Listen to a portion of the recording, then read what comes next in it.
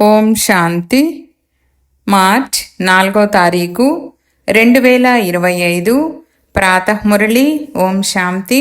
బాబ్దాదా మధువనము. ఈరోజు మధుర మహావాక్యాలు బాబా చెప్తున్నారు. మధురమైన పిల్లలు, ఎవరైతే ప్రారంభము నుండి భక్తి చేశారో, 84 జన్మలను తీసుకున్నారో, వారు మీ జ్ఞానాన్ని చాలా అభిరుచితో వింటారు. సూచనలతోనే అర్థం చేసేసుకుంటారు. ప్రశ్న: దేవీ దేవతా వంశానికి సమీపమైన ఆత్మలా లేక దూరంగా ఉండే ఆత్మలా అన్న విషయాన్ని ఎలా గుర్తించగలుగుతారు? జవాబు: మీ దేవతా వంశానికి చెందిన ఆత్మలెవరైతే ఉంటారో వారికి జ్ఞానములోని అన్ని విషయాలు విన్న వెంటనే హత్తుకుంటాయి. వారు తికమక పడరు. ఎంత ఎక్కువగా భక్తి చేసి ఉంటారో అంత ఎక్కువగా వినేందుకు ప్రయత్నిస్తారు. కావున పిల్లలు నాడిని చూసి సేవ చేయాలి. ఓం శాంతి. ఆత్మిక తండ్రి కూర్చొని ఆత్మిక పిల్లలకు అర్థం చేయిస్తున్నారు. పిల్లలు అర్థం చేసుకున్నారు. ఆత్మిక తండ్రి నిరాకారుడు. వారు కూర్చొని ఈ శరీరము ద్వారా అర్థం చేయిస్తున్నారు. ఆత్మ అయిన మేము కూడా నిరాకారియే, ఈ శరీరము ద్వారా వింటున్నాము. కనుక ఇప్పుడు ఇద్దరు తండ్రులు కలిసి ఉన్నారు కదా. ఇద్దరు తండ్రులు ఇక్కడే ఉన్నారని పిల్లలకు తెలుసు. మూడవ తండ్రి గురించి తెలుసు, కానీ వారికంటే ఈ తండ్రి బాగున్నారు. ఈ తండ్రి కంటే ఆ తండ్రి బాగున్నారు. నెంబర్ వారుగా ఉన్నారు కదా. అందుకే ఆ లౌకిక తండ్రి నుండి సంబంధం తొలగి ఈ ఇద్దరు తండ్రులతో సంబంధము జోడింపబడుతుంది. మనుషులకు ఎలా అర్థం చేయించాలనేది తండ్రి కూర్చొని అర్థం చేయిస్తున్నారు. మేళాలు, ప్రదర్శనీలలో మీ వద్దకు ఎంతోమంది వస్తారు. 84 జన్మలను అందరూ ఏమీ తీసుకోరని మీకు కూడా తెలుసు. ఫలానా వారు 84 జన్మలు తీసుకునేవారా, లేక 10 జన్మలు తీసుకునేవారా, లేక 20 జన్మలు తీసుకునేవారా అన్నది ఎలా తెలుస్తుంది? ఇప్పుడు పిల్లలైన మీరు అర్థం చేసుకున్నారు. ఎవరైతే ప్రారంభము నుండి మొదలుకొని ఎంతో భక్తి చేశారో వారికి దాని ఫలము కూడా అంతే త్వరగా మరియు మంచిగా లభిస్తుంది. తక్కువ భక్తి చేసి ఉంటే మరియు అది ఆలస్యంగా చేసి ఉంటే వారికి దాని ఫలము కూడా అంత తక్కువగానే మరియు ఆలస్యంగా లభిస్తుంది. బాబా ఈ విషయాలను సేవ చేసే పిల్లల కోసం అర్థం చేయిస్తున్నారు. మీరు ఇలా చెప్పండి, మీరు భారతవాసులు కావున మరి చెప్పండి, మీరు దేవీ దేవతలను నమ్ముతారా? భారత్లో ఈ లక్ష్మీనారాయణల రాజ్యము ఉండేది కదా. ఎవరైతే 84 జన్మలు తీసుకునేవారు ఉంటారో, ప్రారంభము నుండి భక్తి చేసి ఉంటారో వారు ఆది సనాతన దేవీ దేవతా ధర్మము తప్పకుండా ఉండేదని వెంటనే అర్థం చేసుకుంటారు. ఎంతో అభిరుచితో వినడం మొదలు పెడతారు. కొందరైతే ఊరికే అలా చూసి వెళ్ళిపోతారు. ఏమీ అడగరు కూడా. వారి బుద్ధిలో ఏమీ కూర్చోనట్లే ఉంటుంది. అలాంటి వారి గురించి ఏమనుకోవాలంటే వీరు ప్రస్తుతానికి ఇక్కడికి చెందినవారు కాదు. వారు మున్ముందు అర్థం చేసుకోవచ్చు. కొందరు ఎలా ఉంటారంటే ఎవరైనా అర్థం చేయించిన వెంటనే తల ఊపుతారు. తప్పకుండా ఈ లెక్కన 84 జన్మలు ఉంటాయన్నది సరైనదే అని భావిస్తారు. మేము మొత్తము 84 జన్మలు తీసుకున్నామని ఎలా అర్థం చేసుకోవాలని అడిగితే ఇలా చెప్పండి, అచ్చా 84 కాకపోతే 82 జన్మలు తీసుకుని ఉంటారు. దేవతా ధర్మములోకైతే వచ్చే ఉంటారు. అయితే చూడండి, అంతగా బుద్ధిలో కూర్చోవడం లేదంటే వీరు 84 జన్మలు తీసుకునేవారు కాదని అర్థం చేసుకోండి. దూరము వారైతే తక్కువ అర్థం చేసుకుంటారు. ఎంత ఎక్కువగా భక్తి చేసి ఉంటే వారు అంత ఎక్కువగా వినేందుకు ప్రయత్నిస్తారు, వెంటనే అర్థం చేసుకుంటారు. తక్కువగా అర్థం చేసుకుంటే వారు ఆలస్యంగా వచ్చేవారని అర్థం చేసుకోండి. వారు భక్తి కూడా ఆలస్యంగా చేసి ఉంటారు. చాలా భక్తి చేసిన వారు కేవలం సూచనలతోనే అర్థం చేసేసుకుంటారు. డ్రామా అయితే రిపీట్ అవుతుంది కదా. మొత్తం అంతా భక్తిపై ఆధారపడి ఉంది. వీరు అందరికంటే నెంబర్ 1 భక్తి చేశారు కదా. తక్కువ భక్తి చేసి ఉంటే ఫలము కూడా తక్కువగా లభిస్తుంది. ఇవన్నీ అర్థం చేసుకోవలసిన విషయాలు. మందబుద్ధి కలవారు వీటిని ధారణ చెయ్యలేరు. ఈ మేళాలు ప్రదర్శనీలైతే జరుగుతూనే ఉంటాయి. ఇవి అన్ని భాషలలోనూ వెలువడతాయి. మొత్తం ప్రపంచమంతటికీ అర్థం చేయించాలి కదా. మీరు సత్యాతి సత్యమైన సందేశకులు మరియు దూతలు. ఆ ధర్మస్థాపకులైతే ఏమీ చేయరు. అలాగే వారు గురువులు కూడా కాదు. వారిని గురువని అంటారు, కానీ వారేమీ సద్గతిదాత కాదు కదా. వారు వచ్చినప్పుడు వారి సంస్థే లేదు కదా. మరి వారు ఎవరి సద్గతిని చేస్తారు? గురువు అనగా సద్గతినిచ్చేవారు. దుఃఖ ప్రపంచము నుండి శాంతిధామానికి తీసుకువెళ్ళాలి. క్రీస్తు మొదలైన వారు గురువులు కారు. వారు కేవలం ధర్మస్థాపకులు మాత్రమే. వారికి వేరే ఏ పొజిషన్ లేదు. ఎవరైతే మొట్టమొదట సతో ప్రధానములోకి వచ్చి ఆ తర్వాత సతో రజో తమోలోకి వస్తారో వారికే పొజిషన్ ఉంది. ధర్మస్థాపకులైతే కేవలం తమ ధర్మాన్ని స్థాపన చేసి ఇక పునర్జన్మలను తీసుకుంటూ ఉంటారు. ఎప్పుడైతే అందరి అవస్థ తమో ప్రధాన అవస్థగా తయారవుతుందో అప్పుడు తండ్రి వచ్చి అందరినీ పవిత్రంగా తయారు చేసి తీసుకువెళ్తారు. పావనంగా అయిన తర్వాత ఇక ఈ పతిత ప్రపంచములో ఉండలేరు. పవిత్ర ఆత్మలు ముక్తిలోకి వెళ్ళిపోతాయి. ఆ తర్వాత జీవన్ముక్తిలోకి వస్తారు. వారు ముక్తి ప్రదాత, మార్గదర్శకుడని అంటారు కూడా. కానీ దాని అర్థాన్ని కూడా వారు అర్థం చేసుకోరు. అర్థం తెలుసుకున్నట్లయితే ఇక వారిని తెలుసుకుంటారు. సత్యయుగంలో భక్తి మార్గపు పదాలు కూడా సమాప్తమైపోతాయి. అందరూ తమ తమ పాత్రలను అభినయిస్తూ ఉంటారు. ఇది కూడా డ్రామాలో నిశ్చితమై ఉంది. సద్గతిని ఒక్కరు కూడా పొందలేరు. ఇప్పుడు మీకు ఈ జ్ఞానము లభిస్తూ ఉంది. తండ్రి కూడా అంటారు, నేను కల్పకల్పము కల్పము యొక్క సంగమ యుగములో వస్తాను.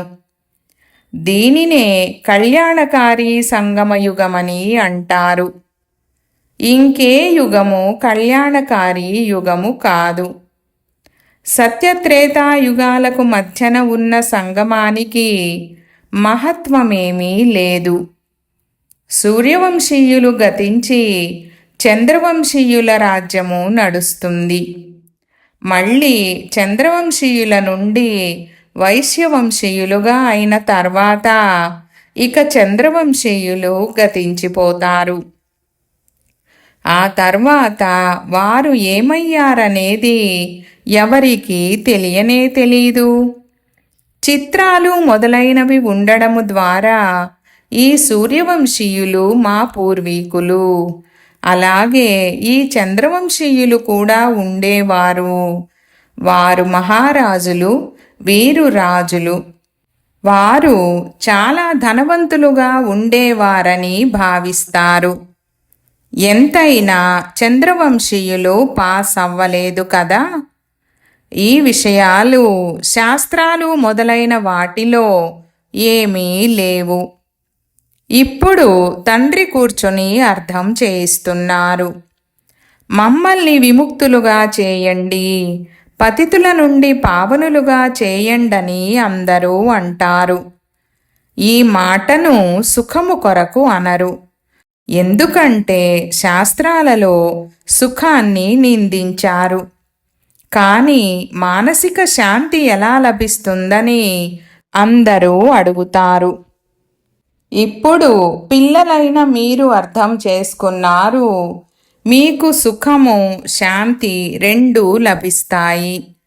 ఎక్కడైతే శాంతి ఉంటుందో అక్కడ సుఖము ఉంటుంది.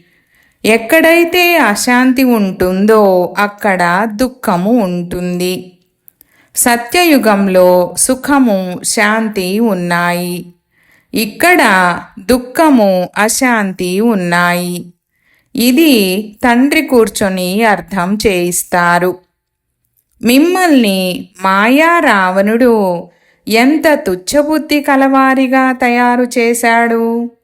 ఇది కూడా డ్రామాగా రచింపబడి ఉంది. తండ్రి అంటారు, నేను కూడా డ్రామా బంధనములో బంధింపబడి ఉన్నాను. నా పాత్ర కూడా ఇప్పుడే ఉంది. దానిని అభినయిస్తున్నాను. బాబా కల్పకల్పము మీరే వచ్చి భ్రష్టాచారులైన పతితుల నుండి శ్రేష్టాచారులైన పావనులుగా తయారు చేస్తారని అంటారు కూడా. రావణుడి ద్వారా భ్రష్టాచారులుగా తయారయ్యారు. ఇప్పుడు తండ్రి వచ్చి మనుషుల నుండి దేవతలుగా తయారు చేస్తారు. ఈ గాయనము ఏదైతే ఉందో దీని అర్థాన్ని తండ్రే వచ్చి అర్థం చేయిస్తారు. సిక్కుల యొక్క ఆ అకాల సింహాసనముపై కూర్చునే వారికి కూడా దాని అర్థము తెలీదు. బాబా మనకు ఏమని అర్థం చేయించారంటే ఆత్మలే అకాలమూర్తులు. ఆత్మకు ఈ శరీరము ఒక రథము. దీనిపైన అకాల్ అనగా మృత్యువు లేని ఆత్మ విరాజమానమై ఉంది. సత్యయుగంలో మిమ్మల్ని కాలుడు కబళించడు. అకాల మృత్యువు ఎప్పుడూ జరగదు. అది ఉన్నదే అమరలోకము, ఇది మృత్యులోకము. అమరలోకము మరియు మృత్యులోకము యొక్క అర్థం కూడా ఎవరు అర్థం చేసుకోరు. తండ్రి అంటారు, నేను మీకు చాలా సింపుల్గా అర్థం చేయిస్తాను. కేవలం నన్నొక్కరినే స్మృతి చేసినట్లయితే మీరు పావనంగా అయిపోతారు. పతిత పావన అని సాధు సన్యాసులు మొదలైన వారు కూడా పాడతారు. పతిత పావనుడైన తండ్రిని పిలుస్తారు. ఎక్కడికి వెళ్ళినా పతిత పావన అని తప్పకుండా అంటారు. సత్యము ఎప్పుడూ దాగి ఉండదు. ఇప్పుడు పతిత పావనుడైన తండ్రి వచ్చి ఉన్నారని మనకు దారిని తెలియజేస్తున్నారని మీకు తెలుసు. స్వయాన్ని ఆత్మగా భావిస్తూ నన్నొక్కరినే స్మృతి చేసినట్లయితే మీరు సతోప్రధానంగా అయిపోతారని కల్పపూర్వము కూడా చెప్పారు. మీరందరూ ప్రియుడైన నాకు ప్రేయసులు. ఆ ప్రేయసీ ప్రియులు ఒక్క జన్మ కొరకు మాత్రమే అలా ఉంటారు. మీరు జన్మ జన్మాంతరాల ప్రేయసులు. ఓ ప్రభూ అని తలుచుకుంటూ వచ్చారు. ఇచ్చేవారైతే ఆ ఒక్క తండ్రే కదా. పిల్లలందరూ తండ్రి నుండే కోరుకుంటారు. ఆత్మ దుఃఖము పొందినప్పుడు తండ్రిని తలుచుకుంటుంది. సుఖములో ఎవ్వరూ తలుచుకోరు. దుఃఖములో ఉన్నప్పుడు బాబా మీరు వచ్చి మాకు సద్గతినివ్వండని తలుచుకుంటారు. గురువుల వద్దకు వెళ్ళి మాకు బిడ్డను ప్రసాదించండని అడుగుతారు.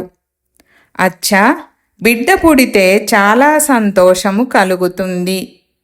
ఒకవేళ సంతానము కలగకపోతే ఇక ఈశ్వరుడి రాత అని అంటారు. డ్రామా గురించి వారు అర్థమే చేసుకోరు. దీనిని వారు డ్రామా అని అన్నట్లయితే మరి మొత్తము తెలిసి ఉండాలి. మీకు డ్రామా గురించి తెలుసు, ఇంకెవ్వరికీ తెలీదు. దీని గురించి ఏ శాస్త్రాలలోనూ లేదు. డ్రామా అంటే డ్రామాయే. దాని ఆది మధ్యాంతాల గురించి తెలిసి ఉండాలి. తండ్రి అంటారు, నేను ప్రతి 5000 సంవత్సరాల తర్వాత వస్తాను. ఈ 4 యుగాలు సరిగ్గా సమానంగా ఉంటాయి. స్వస్తికి కూడా మహత్వము ఉంది కదా. ఖాతా పుస్తకాలు రాసినప్పుడు దానిలో స్వస్తిక్ గీస్తారు. ఇది కూడా ఖాతాయే కదా. మనకు లాభము ఎలా కలుగుతుంది, మళ్ళీ నష్టము ఎలా కలుగుతుంది? నష్టం కలుగుతూ కలుగుతూ ఇప్పుడు పూర్తిగా నష్టపోయారు.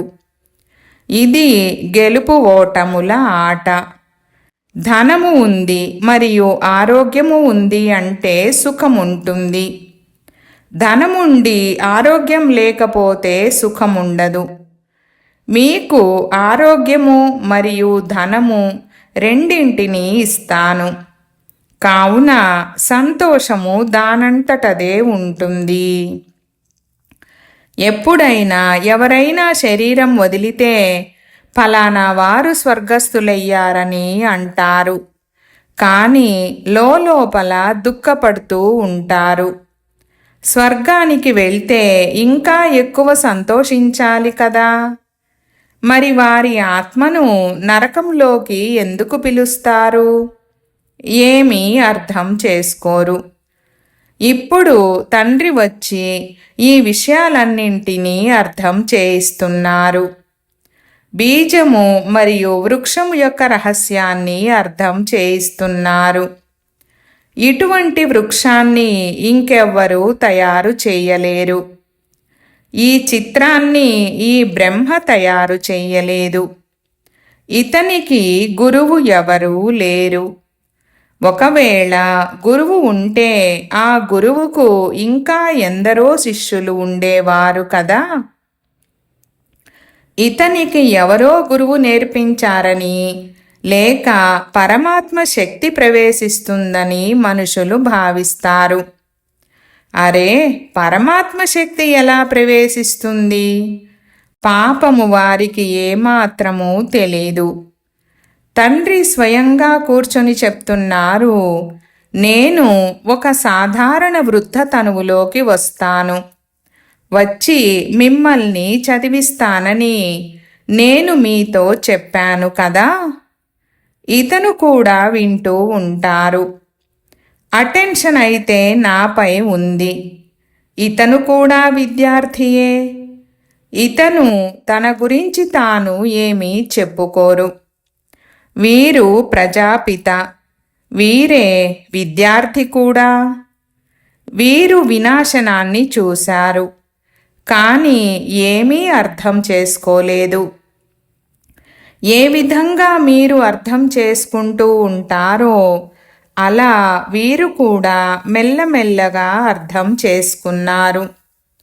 తండ్రి మీకు అర్థం చేయిస్తారు. మధ్యలో వీరు కూడా అర్థం చేసుకుంటారు, చదువుకుంటూ ఉంటారు. ప్రతి విద్యార్థి చదువుకునేందుకు పురుషార్థము చేస్తారు. బ్రహ్మ, విష్ణు, శంకరులు సూక్ష్మవతన వాసులు.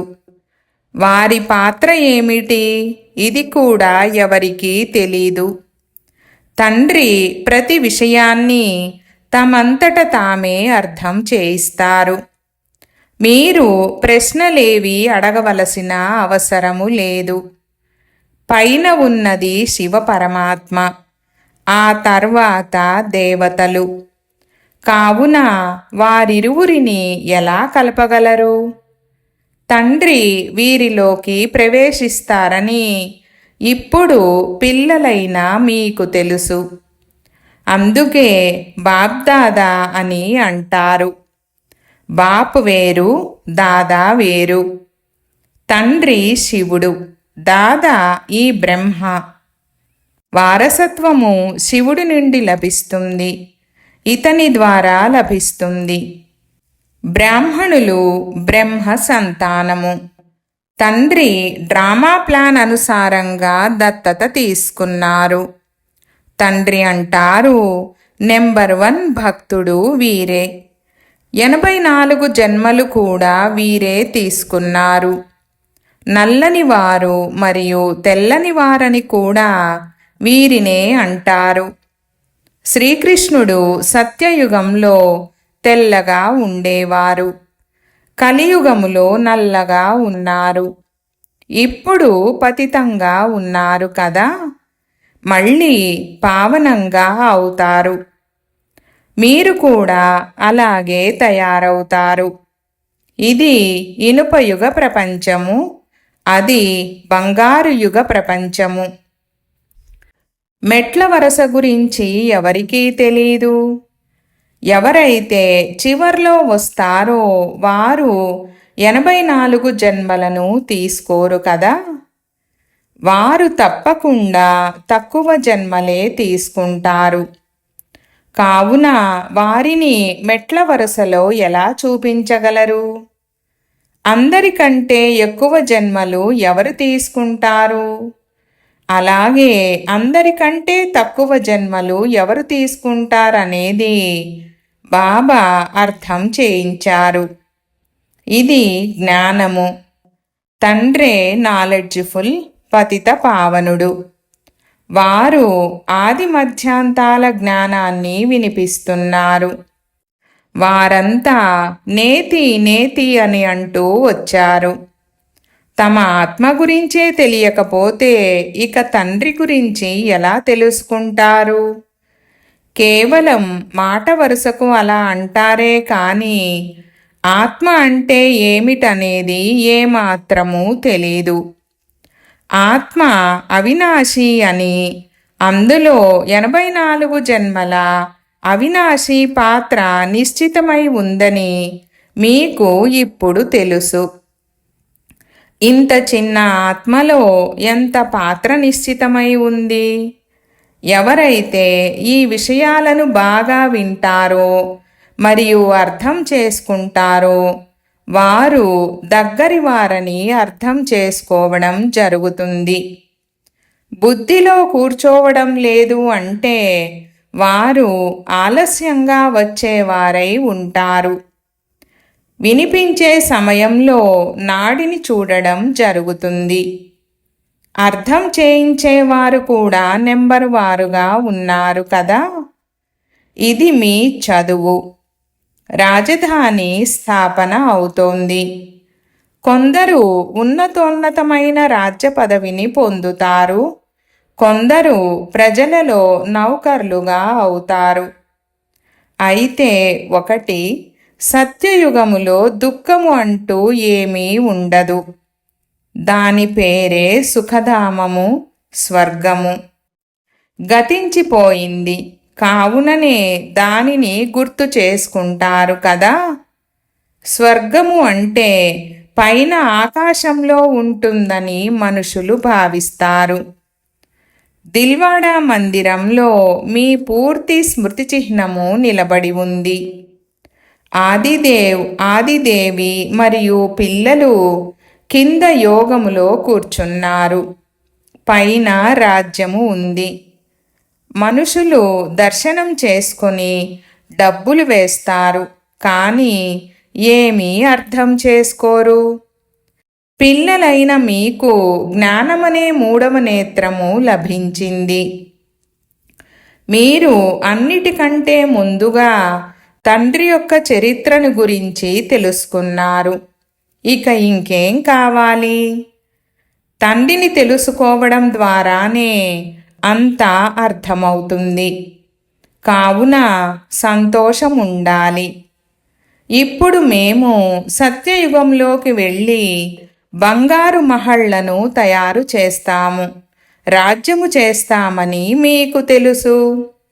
ఈ ఆధ్యాత్మిక జ్ఞానాన్ని ఆత్మిక తండ్రి ఇస్తున్నారని సేవాయోగ్యులైన పిల్లల బుద్ధిలో ఉంటుంది.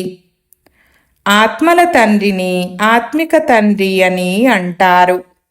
వారే సద్గతి దాత. వారే సుఖశాంతుల వారసత్వాన్ని ఇస్తారు. మీరు ఇలా అర్థం చేయించవచ్చు, ఇది 84 జన్మలు తీసుకునే భారతవాసుల యొక్క మెట్ల వరుస చిత్రము. మీ ధర్మము వారు వచ్చేదే మధ్యలో కదా. మరి 84 జన్మలు ఎలా తీసుకుంటారు? అందరికంటే ఎక్కువ జన్మలు మనము తీసుకుంటాము. ఇవి బాగా అర్థం చేసుకోవలసిన విషయాలు. పతితము నుండి పావనంగా అయ్యేందుకు బుద్ధి యోగాన్ని జోడించాలన్నదే ముఖ్యమైన విషయము. పావనంగా అవుతామని ప్రతిజ్ఞ చేసి మళ్ళీ ఒకవేళ పతితంగా అయితే ఎముకలు పూర్తిగా విరిగిపోతాయి. 5 అంతస్తుల నుండి కింద పడినట్లు అవుతుంది. బుద్ధి పూర్తిగా మలినమైపోతుంది. మనసు లోపల తింటూ ఉంటుంది. నోటి నుండి ఇక ఏమీ రాదు. అందుకే తండ్రి అంటారు, జాగ్రత్తగా ఉండండి. అచ్చా, मीठे मीठे सिकीलथे बच्चों प्रति मात पिता बाप दादा का याद प्यार और गुड मॉर्निंग. रूहानी बाप की रूहानी बच्चों को नमस्ते. हम रूहानी बच्चों की रूहानी बाप दादा को याद प्यार, गुड मॉर्निंग और నమస్తే నమస్తే బాబా నమస్తే. ధారణ కొరకు ముఖ్య సారము 1వ పాయింట్. ఈ డ్రామాను యథార్థంగా అర్థం చేసుకొని మాయా బంధనాల నుండి ముక్తులుగా అవ్వాలి. స్వయాన్ని అకాలమూర్తి ఆత్మగా భావిస్తూ తండ్రిని స్మృతి చేస్తూ పావనంగా అవ్వాలి. 2వ పాయింట్. సత్యాతి సత్యమైన సందేశకులుగా మరియు దూతలుగా అయ్యి అందరికీ శాంతిధామము మరియు సుఖధామము యొక్క మార్గాన్ని తెలియజేయాలి. ఈ కళ్యాణకారి సంగమ యుగములో సర్వాత్మల కళ్యాణము చెయ్యాలి. వరదానము. తండ్రి మరియు సేవ యొక్క స్మృతి ద్వారా ఏకరస స్థితిని అనుభవం చేసే సర్వ ఆకర్షణ ముక్త భవ. వివరణ.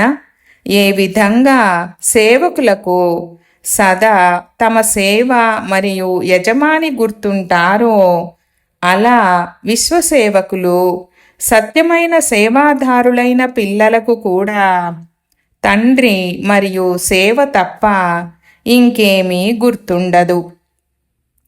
దీని ద్వారానే ఏకరస స్థితిలో ఉండే అనుభవం కలుగుతుంది. వారికి ఒక్క తండ్రి యొక్క రసము తప్ప మిగిలిన రసాలన్నీ సారము లేనట్లుగా అనిపిస్తాయి. ఒక్క తండ్రి రసము యొక్క అనుభవము ఉన్న కారణంగా వారి ఆకర్షణ ఇంకెటువైపుకు వెళ్ళలేదు. ఈ ఏకరస స్థితి యొక్క తీవ్ర పురుషార్థమే సర్వ ఆకర్షణల నుండి ముక్తులుగా చేస్తుంది. ఇదే శ్రేష్టమైన గమ్యము. స్లోగన్: నాజూకు పరిస్థితుల యొక్క పరీక్షలలో పాస్ అవ్వాలంటే మీ స్వభావాన్ని శక్తిశాలిగా చేసుకోండి. ఈరోజు అవ్యక్త ఇషారా పాయింట్: ఎప్పుడైనా ఏదైనా అసత్య విషయాన్ని చూసినప్పుడు లేక విన్నప్పుడు అసత్య వాయుమండలాన్ని వ్యాపింప చేయకండి. ఇది పాపకర్మ కదా. పాపకర్మను చూడలేమని చాలామంది అంటారు. కానీ వాయుమండలంలో అసత్యత యొక్క విషయాలను వ్యాపింప చేయడము ఇది కూడా పాపమే కదా. లౌకిక పరివారంలో కూడా ఒకవేళ ఎవరైనా అటువంటి విషయాలను చూసినా లేక విన్నా వాటిని వ్యాపింపచేయరు. చెవితో వింటారు మరియు మనసులో పెట్టుకుంటారు. ఒకవేళ ఎవరైనా వ్యర్థ విషయాలను వ్యాపింపజేస్తే ఆ చిన్న చిన్న పాపాలు ఎగిరే కళ యొక్క అనుభవాన్ని సమాప్తం చేసేస్తాయి. అందుకే ఈ కర్మల లోతైన గతిని అర్థం చేసుకొని యథార్థ రూపములో సత్యతాశక్తిని ధారణ చెయ్యండి. ఓం శాంతి.